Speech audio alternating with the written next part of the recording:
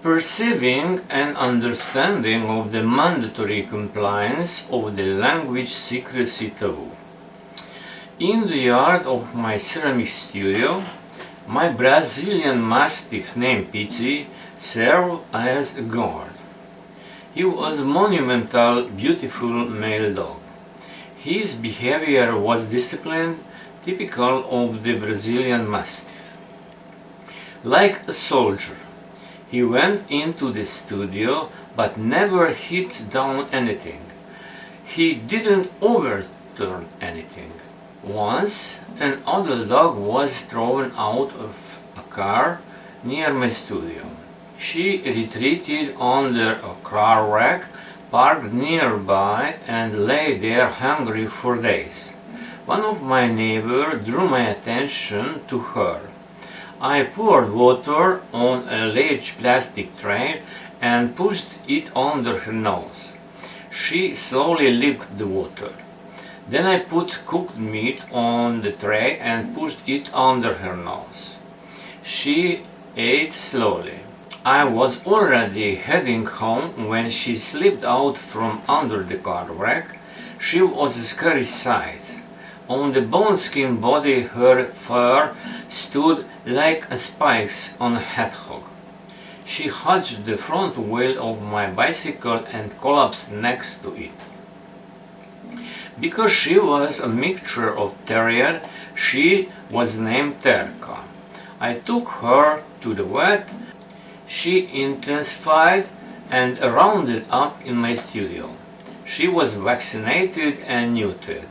As she recovered from the surgery, I led her into the studio yard. With Pizzi, the love comes with the first mutual sniff. Because of her terrier temper, she was constantly on the move and was constantly hungry. She weighed only 15 kilograms, but received the same portion of food as Pizzi, who weighs 50 kilograms. Pizzi didn't even eat half of his portion. Terka had already eaten her own. When it seemed to her that the Pizzi had eaten enough, suddenly turned and started barking loudly in the direction of the front gate. At this, Pizzi also raised his head and ran after her. It can be to the gate 30 meters. Halfway down, Terka slowed, and as Pizzi left her, she turned around, ran to Pizzi's bowl, and quickly ate Pizzi's food. Pizzi ran to the gate and barked himself out. By the time he got back, his bowl was empty. Terka also had other mischiefs. She hid behind cyclists and suddenly barked at them. She meant it as a game. Only for the cyclists it wasn't that. Unfortunately, she couldn't quit this habit. Pizzi was not neutered and he constantly rapped Terka. When I left the studio yard, she slipped out into the street and came with me. She escaped from Pizzi. Between my studio and my family house on the way there is a stable with a riding yard. The owner of the stable did not live there, so the horses were alone at night. Terka decided she would take care of these horses. She climbed into the yard through the fence. The next day, when the owner came, she would not let him in. This was like to the owner and they became friends. I am in a friendship with the owner of the stable, so we agreed the dog would be in the stable at night, but if I go to work in the studio, she would come with me. The owner of the stable installed a small trapdoor on the entrance gate, which Terka could open both inside and out. When Terka saw me going to the studio, she came out of the workplace, accompanied me to the studio and came into the yard. They had lunch together.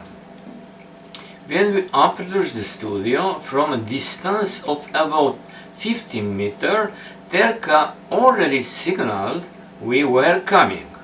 The barking was hop head, hop head, hop head.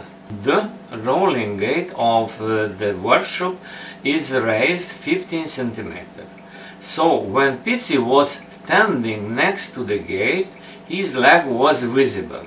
As he heard Terka's barking, he began to dance in joy.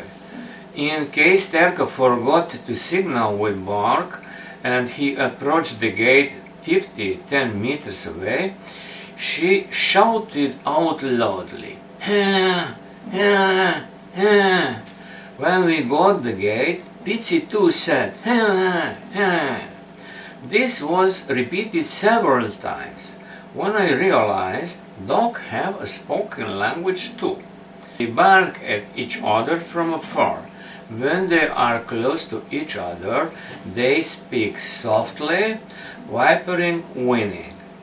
Terka, as approached the gate, greeted Pitsy, "How?" Pitsy replied, "How?" I, in the yard, greeted Pitsy, "How?" He looked right and left, checked someone saw this or not, and only then greeted me, "How?" He instinctively looked around, even though he has known only we are in the yard. From Pitsy's Terka speech, when one was inside and other was outside the gate, I was able to register words and phrases and in that situation infer their meaning. At such time they spoke louder and a little slower than when they were close to each other. Au, to go in, come in. Au, urgently come in. Au, come out. Interrupt your stay inside. Yes, right away. Go, let's go. Eat right away. Eat right away. No. Let's not go, we will not go. Go out, get out. Come out. Let's hurry out. Thank you.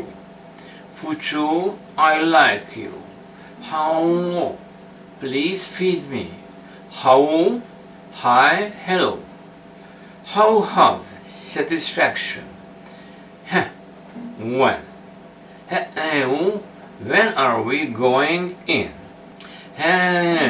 Eat edible food. Hey, where? Hey, Mama, where are the cats? Ma, cats. Mrsh was enough. Live. Calm down. Inside, at home. Out, outside. Call to play, to catch. Wow, come here. No. Vavu, don't go away. Vavu, don't come here. Pull yourself away. Escape, run away. Go away, to go. Unfortunately, in addition to barking at the cyclists, Terka had another very bad habit, mania. When a car approached her, she must to bark at him. Sometimes she almost slipped under the wheels. With every possible technique, I tried to discipline her. I knew if she continued, she would end up under the wheels once. In my presence, when a car approached, Terka looked at me, barked away, not daring to attack him. But Terka wasn't afraid of my riding friend. So once when she came out of the stable, attacked the car, slipped under the wheels, and the wheels wadded her to that. The next day, Pizzi missed Terka. I led him to the scene of the misfortune. He sniffed the scene for half an hour. From that moment on, Pizzi didn't speak to me in dog language. That's when I became convinced of the existence of the language secrecy taboo. In fact, in my presence, the taboo didn't work for Terka. She felt me as her own. I saved her from a half-dead state. But it could also be that the taboo didn't work to her because she convinced everyone as a playmate. Her liberation pulled Pizzi with her, and he didn't follow the taboo ban either. He also spoke loudly in dog language. As Terka disappeared, Pizzi fell back into his disciplined world and didn't set out a dog word in a way that I could understand. For me, it was shocking. If I told Pizzi something in dog language, such "Au, come in," "Eu, let's go," "Ha, eat," "eat right away," he kept the command, just didn't answer in dog language. When I greeted him, "How?" he didn't answer, shook his ears if he said, "I didn't hear that, I didn't hear that." It happened 2 years on. I gave Pizzi food in his box and I closed the box door. I started to put up a clay statue and I forgot about Pizzi. I don't know how long it took. I noticed Pizzi shouts angrily, "Ah, ah, This means urgently come in, urgently come in. He called me in the box. He could be seriously bored in the box if he forced himself to use dog's language word.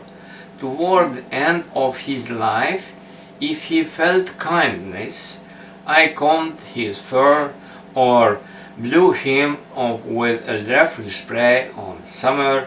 He whispered thanks me. Thank you. What I knew, I told him in dog language. To reduce the pressure on him, he learned to say hello in Hungarian.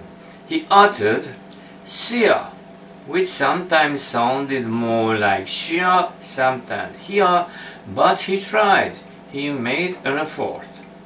If he wanted to go for a walk, he uttered "Muding," "Let's go."